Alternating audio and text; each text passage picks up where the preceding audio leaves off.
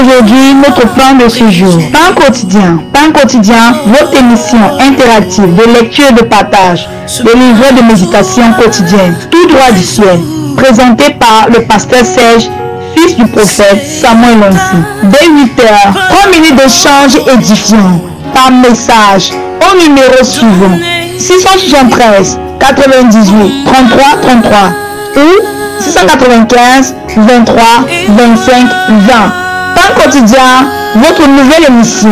Restez scotché. Bien-aimés dans le Seigneur, chers amis téléspectateurs de la Canacel Gospel, chers amis auditeurs de Radio Libération 98.6, bienvenue à cette nouvelle sortie de votre émission Pain quotidien. Pain quotidien est une émission de lecture et de partage sur le livret de méditation tout droit du ciel, rédigé par le révérend prophète Samuel Lonsi. Pain quotidien est une émission qui est tirée de Matthieu chapitre 6 au verset 11. Donne-nous aujourd'hui notre pain quotidien. Pain quotidien est une émission qui se veut interactive. Et donc, vous pouvez participer par SMS au 695 23 25 20, au 673 88 33 33. Bien-aimés, vous connaîtrez la vérité vous affranchira. Ceux qui connaîtront le Dieu agiront avec fermeté. La grâce et la faveur sont multipliées au travers de la connaissance. Vous nous suivez depuis la ville de Yaoundé, vous nous suivez depuis Douala, Kribi, depuis Yagua. Que le Seigneur vous bénisse richement. Vous nous suivez hors des frontières du Cameroun, oui, depuis le Bénin, le Congo, depuis le Gabon, depuis la Guinée équatoriale. Soyez richement bénis alors que vous êtes en train de suivre cette portion d'enseignement dédiée à cette journée, contenue dans ce merveilleux livre de méditation intitulé Tout droit du ciel, rédigé par le révérend prophète Samuel Lonsi. Tout à l'heure, après cette transition, nous allons vous présenter continuer le thème que nous avons commencé à aborder, qui est dédié à ce mois. Bien-aimés dans le Seigneur, restez scotchés. La grâce de Dieu est encore disponible ce matin. Retrouvons-nous après cette transition.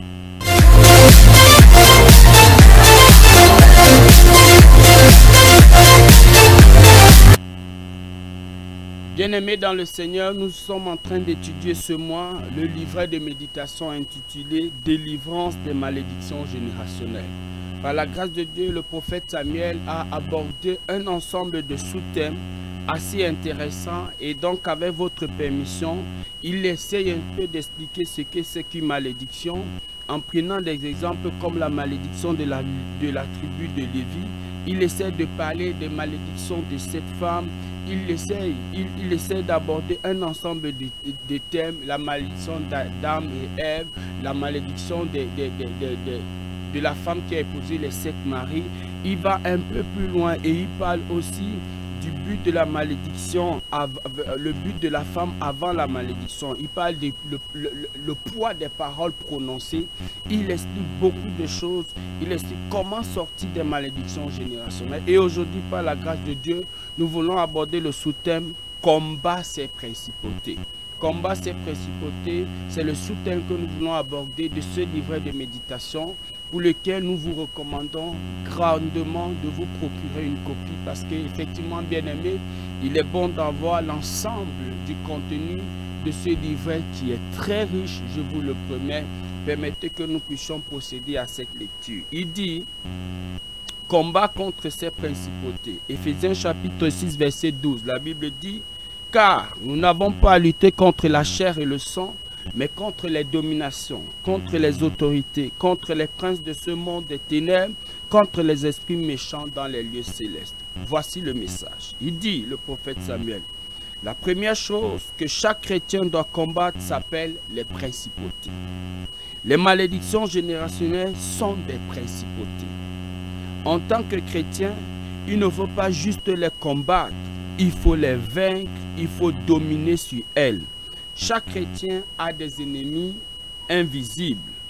Vos ennemis ne sont pas des humains, mais des esprits qui sont dans la peau des humains afin de vous combattre.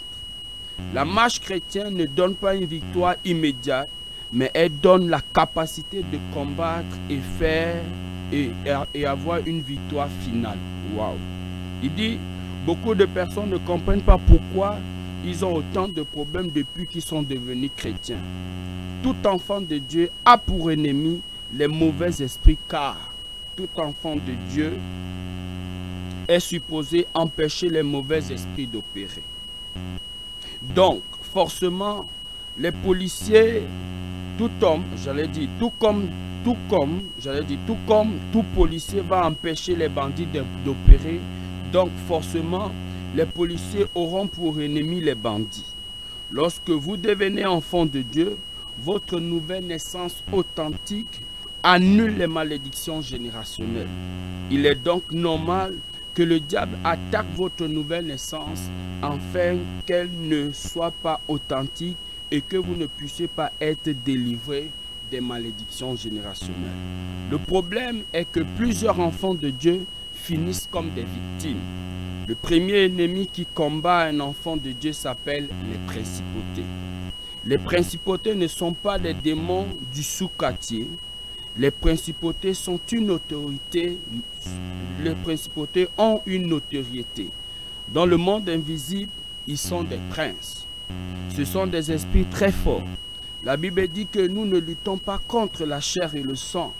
Notre combat dans cette vie est contre les principautés, les puissances, les gouverneurs des ténèbres, les malédictions générationnelles.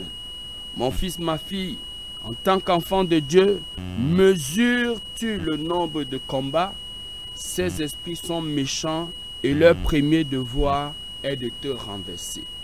Soit tu es sur tes gardes, soit tu péris, car tu as des esprits invisibles dont leur mission est de te combattre. Ceux qui pensent qu'être chrétien consiste à dormir, c'est faux.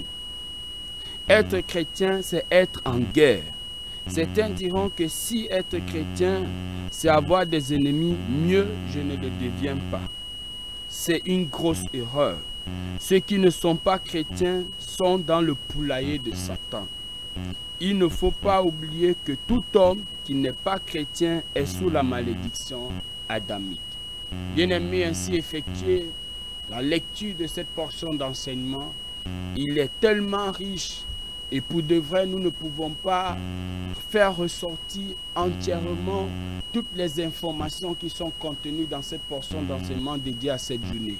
Mais nous vous recommandons vivement, bien-aimés, de vous procurer ce livret de méditation. Vous pourrez l'avoir ici, à la cathédrale des signes et produits de laquelle nous émettons à la librairie moyennant 1000 francs, ou alors nous écrire par WhatsApp et alors nous pourrons vous envoyer la version électronique. Bien-aimés, excusez-moi, c'est super important d'avoir le contenu, l'entièreté de cette portion d'enseignement. Et le prophète dit ici, combat contre ces principautés. C'est un ordre. C'est une recommandation que le prophète donne. Il dit, il faut combattre les principautés. Et il choisit ici, à juste titre, Éphésiens chapitre 6, verset 12, qui nous dit que nous n'avons pas à lutter contre la chair et le sang. C'est-à-dire, on n'a pas à lutter contre les êtres humains. On n'a pas à lutter contre les parents. On n'a pas à lutter contre les tantes. On n'a pas à lutter contre les oncles. C'est pourquoi les pasteurs, les serviteurs de Dieu, qui mettent en inimitié les gens contre leur famille ne sont pas en train de bien faire parce que ce n'est pas contre les personnes physiques que nous avons à lutter. Éphésiens, l'apôtre Paul nous le dit si clairement et le prophète Samuel met l'emphase dessus aujourd'hui pour dire nous n'avons pas à lutter contre les parents, nous n'avons pas à lutter contre le voisin physiquement, mais nous devons lutter contre l'esprit qui manipule cette personne. Et le prophète, l'apôtre Paul dit ici, il dit, on a donc à lutter contre qui? Contre les dominations, contre les autorités, contre les princes de ce monde des ténèbres, contre les esprits méchants dans les lieux célestes. Donc le prophète Samuel commence à mettre dans ce premier paragraphe, il met l'emphase sur le fait que nous n'avons pas à lutter contre les êtres humains. Nous n'avons pas à lutter contre la chair et le sang, c'est-à-dire on n'a pas besoin, on n'est pas en train de lutter contre les personnes physiques, mais on lutte contre les esprits méchants. On lutte contre les esprits méchants parce que les esprits sont invisibles. c'est vrai qu'ils peuvent entrer dans le cœur, dans la vie de quelqu'un et les utiliser, mais c'est ces esprits-là que nous devons, c'est à ces esprits que nous devons nous adresser. Et le prophète Samuel, dans le deuxième paragraphe, il dit ici que la marche chrétienne n'est pas une marche où quelqu'un va penser, ok, comme il est né de nouveau, c'est bon, vraiment, Dieu est bon, le Seigneur est bon, sa bonté est là. Le prophète Samuel nous dit, c'est vrai, le Seigneur est bon, sa grâce est disponible, mais il dit clairement ici, et je vais citer, que devenir chrétien, c'est entrer en guerre contre le diable. C'est entrer en guerre. Devenir chrétien, c'est entrer en guerre. Devenir chrétien, c'est entrer en guerre. Devenir chrétien, c'est entrer en guerre contre les principautés, en guerre contre les esprits qui sont derrière pour venir menacer. Et il évolue ici en disant, le prophète Samuel, il dit que tout enfant de Dieu est en guerre pour interdire au diable d'avoir un certain accès à un certain endroit. C'est-à-dire, j'ai ma maison, j'ai le chez moi, ma responsabilité, que Satan peut courir partout il veut, mais dans mes 5 mètres 50, dans ma maison, dans ma famille, sur mes enfants, mes affaires, mes projets, ma vie, ma santé, l'accès lui est carrément interdit. Et donc le chrétien, devenir enfant de Dieu, devenir chrétien, c'est devenir quelqu'un qui dit, Satan, tu peux faire tout ce que tu veux là-bas, mais ici tu n'as pas accès. Ici, tu n'as pas accès. Et c'est un peu, et le prophète a fait un parallélisme ici entre les policiers qui sont là pour traquer les bandits. Et donc, les bandits sont les ennemis, les premiers ennemis des policiers. Ou si vous voulez, les policiers ont pour premier ennemi les bandits. Et donc, nous les chrétiens, toi, enfant de Dieu, ton premier ennemi, ce n'est pas l'homme.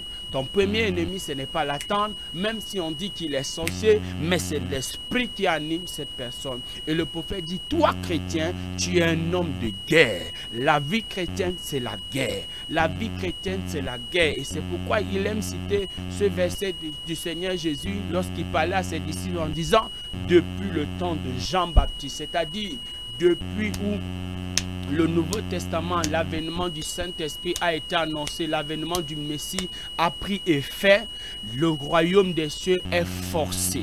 Il est forcé et ce sont les violences, c'est-à-dire c'est la guerre. Le prophète évolue ici dans cet enseignement en disant que beaucoup de chrétiens, beaucoup de personnes sont victimes. Il a d'abord dit quelque chose que je ne voudrais pas traverser. Il dit, tu peux donc dire que comme la vie chrétienne c'est la guerre, alors tu ne deviens pas chrétien. Non. Il dit que c'est une erreur parce que cette fois-là, tu es plutôt une proie. C'est-à-dire, tu es dans le poulailler du diable et le jour où il veut te manger, il te prend simplement. Mais pour quelqu'un qui est dans la guerre, c'est vraiment qu'on se change les coups de poing, on se change les armes, on se frappe, mais le Seigneur nous a déjà donné la domination. Et c'est pourquoi le Seigneur utilise son prophète ici pour dire que notre responsabilité, c'est de renverser les esprits méchants. Notre responsabilité, c'est de dire principauté, tu n'agis pas dans ma famille. C'est de dire principauté, tu n'agis pas dans ma famille. Il dit ici, ceux qui pensent qu'être chrétien, c'est consiste à dormir, c'est faux. Être chrétien, c'est entrer en guerre. Et entrer en guerre ici, il dit que si être chrétien, c'est entrer en guerre, c'est entrer en guerre contre quoi? Contre les esprits méchants. C'est entrer en guerre contre quoi? Contre les esprits méchants. Et le prophète dit ici, bien-aimé, tu dois te lever. Voici quelques sujets de prière. Il dit, au nom puissant de Jésus, je me lève contre toute principauté qui œuvre contre moi. Oui, voilà ce que tu dois faire. Tu dois te lever parce que tu es en guerre. Bien-aimé, tu es en guerre. Lève-toi contre les principautés. Les esprits qui sont là pour vouloir manipuler ta destinée, manipuler ta nouvelle naissance. Et faire en sorte que tu ne sois pas un chrétien consistant, persistant, sérieux, comme le prophète aime dire. Deuxième sujet de prière, au nom puissant de Jésus, je refuse d'être une personne tiède qui n'est ni avec Dieu ni avec Satan. Malheureusement, il y a beaucoup de personnes. Bien aimé, si tu n'es pas avec Dieu, c'est-à-dire si tu n'es pas bouillant, engagé, sache que tu es une proie de l'ennemi et donc qu'il peut s'en servir à n'importe quel moment.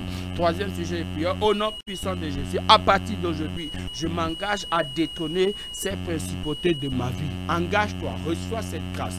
Père, je prie pour quiconque est en train de nous suivre ici ce matin. Au nom puissant de Jésus, là où tu es, reçois la grâce de te lever et de prendre conscience que tu es un chrétien. Non seulement d'être un chrétien authentique, mais aussi de travailler pour que ta nouvelle naissance soit réelle, soit établie. Que tout ce que l'ennemi fait pour affaiblir ta chrétienté, ta nouvelle naissance, que cela soit brisé au nom de Jésus. Reçois la capacité de te lever et d'être un guerrier. D'être un guerrier. Et comme tu te lèves au nom puissant de Jésus, le Seigneur nous a garanti la victoire. Il nous a garanti la victoire. Reçois cette victoire au nom de Jésus. Que ce soit une réalité pour toi, que ce soit une évidence pour toi. Au nom puissant de Jésus. Bien aimé, je suis le pasteur Serge.